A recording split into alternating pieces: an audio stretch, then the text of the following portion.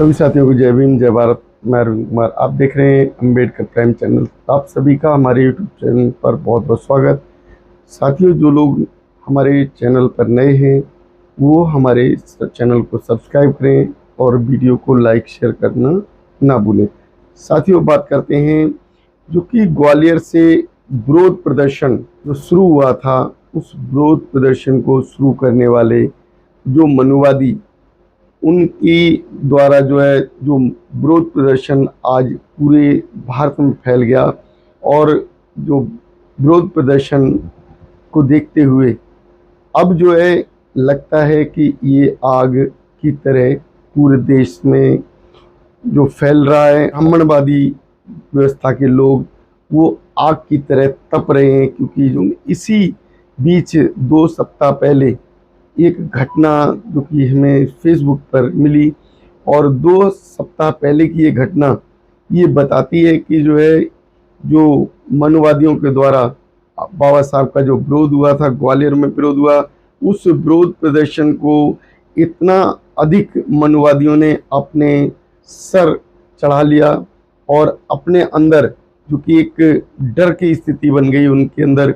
वो जो अम्बेडकर जी से इतना ज़्यादा डर रहे हैं कि शायद उनकी 7 पीढ़ियां भी अब उनका जो डर है वो नहीं निकाल पाएंगी। देखने को मिल रहा है कि किस तरीके से बाबा साहब के प्रति ये लोग घृणा करते हैं। ये बाबा साहब के कभी भी हितैषी नहीं हो सकते, क्योंकि जो अभी सोशल मीडिया पर 2 हफ्ते पहले का हमें वीडियो मिला, उसमें बाबा साहब की प्रतिमा को जो अनावरण किया जा रहा था, उस प्रतिमा को गढ़वाल में आग लगा दी गई। गढ़वाल का ये वीडियो है, और ये आग जो कि ग्वालियर से अब चलती हुई गढ़वाल तक पहुंची, और गढ़वाल में जो बाबा साहब की प्रतिमा का विरोध प्रदर्शन हुआ, विरोध किया गया, और किसी व्यक्ति के द्वारा उस प्रतिमा को आग के हवाले कर दिया गया। ये देखा जाए कि जो इस तरीके की जो घटनाएं हैं वो देश में लगातार बढ़ रही हैं, और इसका जो सीधा सीधा जो संबंध है आरएसएस से है और ब्राह्मणवादी व्यवस्था से। ब्राह्मणवादी व्यवस्था अगर कहा जाए तो मनुवादी व्यवस्था, मनु की संविधान में जो पूरी तरीके से जो कर्मकांड किए जाते थे, पूरी तरीके से जो जाति व्यवस्थाओं का वो प्रताड़ित करके उनके ऊपर अत्याचार किए जाते थे, वही उसी तरीके से आज भी मनुवादी उस व्यवस्था को लागू करना चाहते हैं। उसी व्यवस्था को लाकर देश पर उस तरीके के जो कृत्य थोपना चाहते हैं, समाज पर उस तरीके की जो एक्टिविटी करना चाहते हैं। उन मनुवादियों को ये हजम नहीं हो रहा है कि बाबा साहब अम्बेडकर ने देश को एक संविधान व्यवस्था दी, और संविधान व्यवस्था के अनुसार देश में अपना जो कानून व्यवस्था को लागू किया। उस कानून व्यवस्था में आज जो कि SC ST OBC और मुस्लिम जो आज संपन्न महसूस करते हैं, अपने आप को खुशहाल महसूस करते हैं, उन्हें जो अधिकार मिलते हैं उन अधिकारों की वो बात करते हैं, उन अधिकारों के बेस पर वो हक की आवाज़ उठाते हैं। तो ये मनुवादी किसी तरीके से इस तरीकों को सहन नहीं करना चाहते, इस संविधान को सहन नहीं करना चाहते, बाबा साहब को किसी तरीके से देखना नहीं चाहते। वो बाबा साहब के प्रति नए नए कृत्य कर रहे हैं। कभी कहते हैं BN राव ने संविधान लिखा, कभी कुछ लेके आते हैं, कभी कुछ लेके आते हैं। पहले तो जो ग्वालियर में हुआ, ग्वालियर में बाबा साहब की प्रतिमा लगाने का विरोध कर रहे थे। उस समय तक कोई BN राव नहीं था, ना ही कोई और व्यक्ति जो चर्चा में था। लेकिन जो मनुवादी व्यवस्था के लोग, उन्होंने अपनी एक षड्यंत्र के द्वारा एक चाल चली, और जो BN राव को लाकर खड़ा कर दिया संविधान निर्माता के रूप में। क्या संविधान निर्माता BN राव को कहा जा सकता है? BN राव के द्वारा क्या लिखा गया, BN राव के द्वारा ऐसा क्या किया गया संविधान के प्रति, तो उस पर सोचने की बात है। BN राव जो कि उस समय जिस समय संविधान लिखा गया था वो एक सरकारी कर्मचारी थे, क्योंकि उस समय जो सरकार थी वो ब्रिटिश गवर्नमेंट में BN राव एक नौकर था। एक नौकर जो कि सरकार के विरोध में नहीं बोल सकता, सरकार के विपरीत जाकर कोई भी कार्य नहीं कर सकता। वो जो भी काम करेगा उस सरकार की नीतियों के अनुसार करेगा। और बाबा साहब अम्बेडकर उस समय भी जो कि एक नेता थे, एक लीडर थे। जिस समय संविधान बनाया गया उस समय बाबा साहब अम्बेडकर मजदूरों को, मजदूर वर्ग को संबोधित करते थे और उनके एक लीडर थे। उस बेस पर बाबा साहब अम्बेडकर को चुना गया संविधान निर्माता के रूप में, और बाबा साहब अम्बेडकर ने देश की उसी व्यवस्था को खत्म करने की जो मुहिम चलाई थी, जो अम्बेडकरवादी व्यवस्था जो आज हम मानते हैं, वो बाबा साहब के द्वारा दी गई व्यवस्था है। और जो मनुवादी व्यवस्था है जो उस समय से पहले इस देश में लागू थी, और जो मनुवादी संविधान लागू था, मनुवादी संविधान को उन्होंने परस्त किया।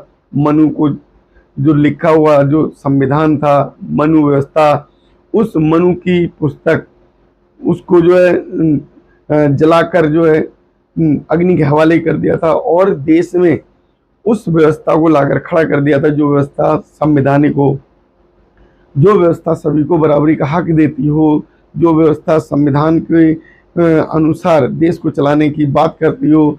तो बाबा साहब का इस तरीके का जो विरोध प्रतिदिन देश में बढ़ता जा रहा है, ये जो विरोध हो रहा है ये कहीं ना कहीं सरकार के इशारे पर हो रहा है, क्योंकि सरकार जो है मनुवादी सरकार है, और मनुवादी जो सरकार वो आरएसएस के द्वारा चलाई जा रही है।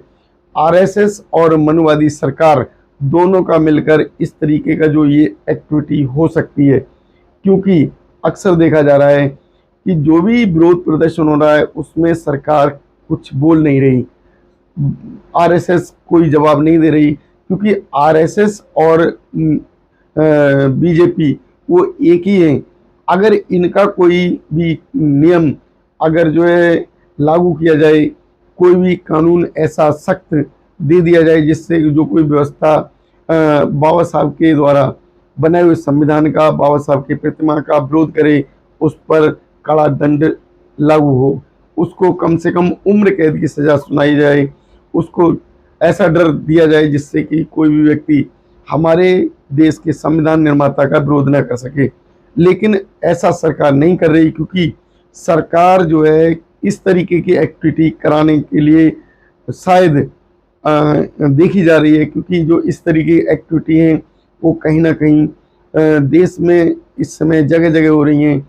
और जो ग्वालियर तक जो विरोध था, अब वो विरोध 2 दिन पहले दिल्ली पहुंचा, और दिल्ली में भी जो है हिंदूवादी व्यवस्था या कहीं मनुवादी व्यवस्था के एक बड़े मंच पर इस तरीके का जो विरोध प्रदर्शन हुआ, खुलकर उनका विरोध किया गया। तो कहीं ना कहीं जो सरकार है वो मनुवादी व्यवस्था को लाना चाहती है और बाबा साहब के बनाए हुए संविधान का विरोध करती है। अभी देखा गया था 2024 के इलेक्शन से पहले भी कि किस तरीके से इनके नेता जो जगह जगह इस तरीके का विरोध प्रदर्शन कर रहे थे, दावे कर रहे थे चुनाव से पहले कि अगर हमें 400 पार करा दिया तो हम संविधान बदल देंगे, ये अम्बेडकरवादी व्यवस्था का बनाया हुआ ये संविधान खत्म कर देंगे, तो मनु व्यवस्था के संविधान को लागू कर खड़ा कर देंगे। तो जो इस तरीके की बात करते हैं वो अनपढ़ लोग, वो पढ़े लिखे बेशक हों लेकिन वो मूर्ख हैं, अनपढ़ हैं, क्योंकि अनपढ़ व्यक्ति ही ऐसी बात कर सकता है।